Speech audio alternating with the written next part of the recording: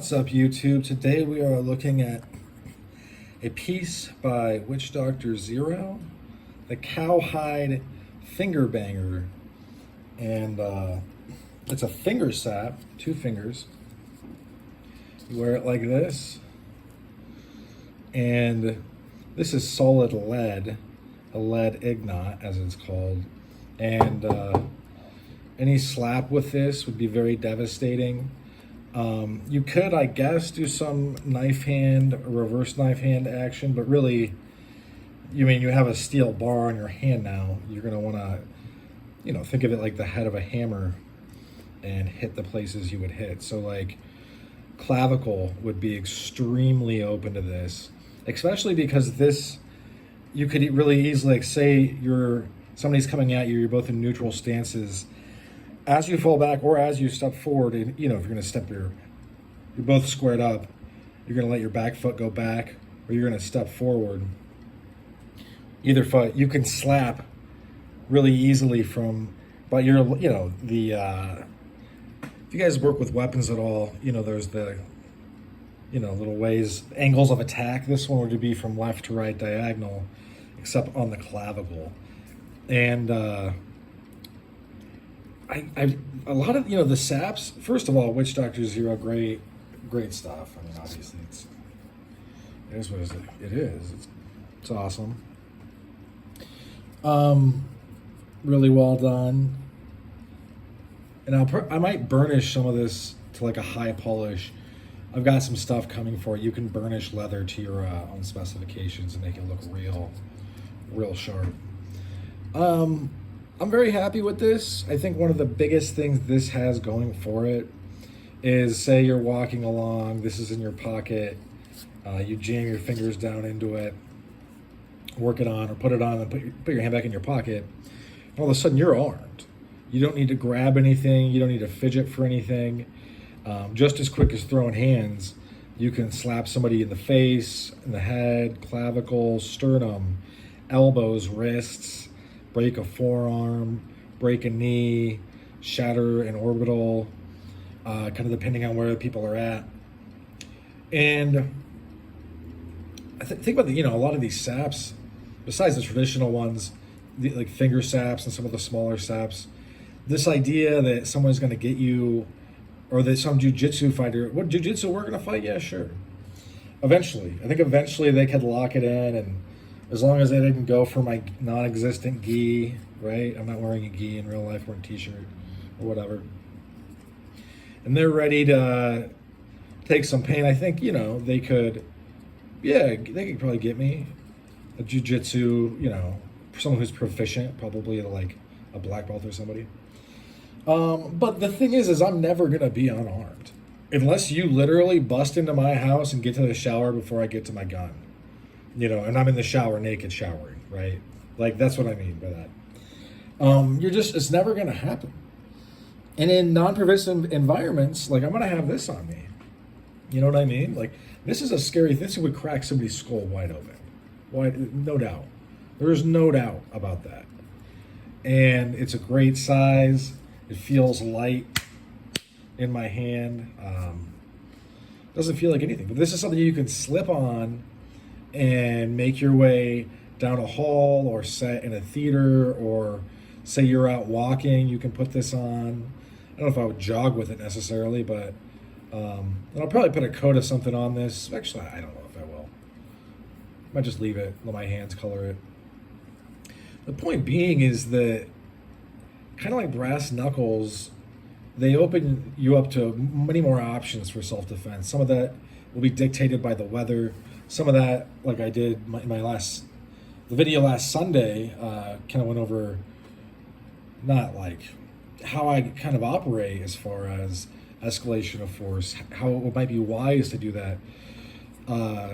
These give you more options, right? So now, because if you're like, say you're watching something, like say you're at an opera, and you don't know what's going to happen because, you're not omniscient.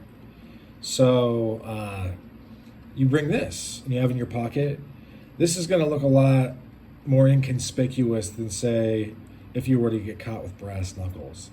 So it's kind of not, it's not like harm reduction in a sense, but it's just, I guess, harm reduction in a legal sense.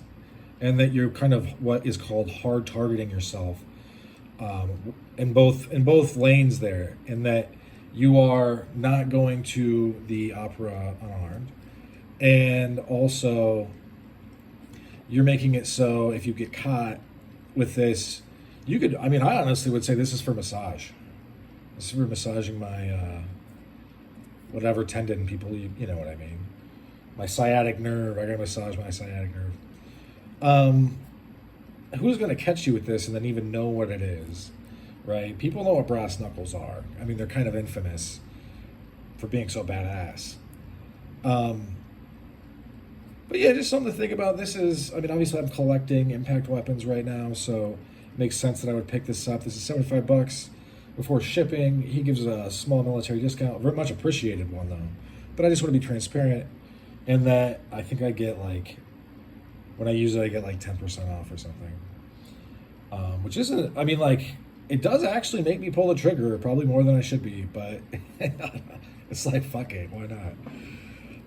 But yeah, this is an option. And don't think, like, say you live in a kind of somewhat questionable area and you still want to walk to the get and go, and you don't want to have to, you're in shorts and you just want to have this on your hand. And then you probably wear this up to the register even. This is, this is what makes Cubitons good, is that people will tell you when you get attacked, whatever you're going to use has to be either in your hands or about to be in your hands. Anything further away than that on the timeline, you're not going to get it out, right? The 21-foot rule, right? Like, somebody charges you with a knife 21 feet away, they're going to be on you and stabbing you before you can clear leather, before you can pull your piece out of its holster. So even with this in my hand, if I could still be assassinated, which is why I think it's so silly. Some schools of thought really rely on the idea that you will assassinate someone because you don't need to train for that. You could just do it. A bomb can make that 21 feet. You know what I mean? If you got to train for that, there's a training, you said take a lap. Like, lose some weight. I'm in the same boat. I'm losing weight. I'm taking care of it.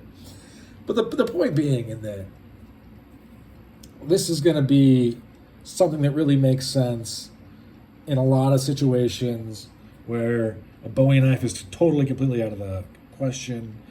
Brass knuckles are too much. A sap, say you got dress pants on, might not work that well. This could work. Also, I absolutely always have mace on me. 100% of the time I have mace on me. If I can get away from it wherever I work, whatever my job is at that moment, I carry mace. Like, it's just the way it is. Because the world can be kind of scary. I gotta make drunks and dogs go away, and I'm getting on an age. I can't be brawling everybody. So, but anyway, you got the mace in your left hand, you got this in your right hand. It's Slap City. But you will need to, let me end on this note, you will need to probably brush up on where to strike, besides just slap them in the face, right? Because this is hard, so you're going to want, usually if it's your hands, you're striking another person, you want hard to soft or soft to hard, right? So if I go to somebody's skull, I'm going to go soft to hard. If I go to somebody's stomach, I'm going to go hard, my elbow to soft. So in this, what is going to be most dramatically devastating would be hard to hard. So where you can get to the cheekbones, temple, skull, orbital, clavicle, anything else hard. What you're going to have to really be mindful of is that you don't just accidentally kill someone with this right off the bat. Because unlike what some schools or systems of thought of teaching that will eventually get their members killed, real life isn't, it is an Assassin's Creed. So if you are simply planning on walking up to someone and smashing their head in, I would really dissuade you. I mean, hopefully this is the thing, and you're like, Damn, I won't smash that guy's head in. Nice. That's a great way. One thing that you can do, though, say somebody wraps you up down by your waist, you start impacting elbows. You start letting them know, like, hey, this is gonna get ugly. Tap them on the head, maybe. They don't let go. Give them a hard slap on the face. They're gonna let go. If that doesn't work, though, go to town on their head. You know, like, this is gonna put them in the grave. This is a serious instrument. So, I'm really happy I got this. It's gonna go great in my collection, but it's also, I'm gonna use this. I'm using all this stuff. I'm not, you know. In any event, that's all she wrote for this one. Thanks for sticking with me to the end. Hope you folks have a good rest of your day. And sorry this video's all, you know, it was just me sitting here and being like talking. But all right, that's it. Bye.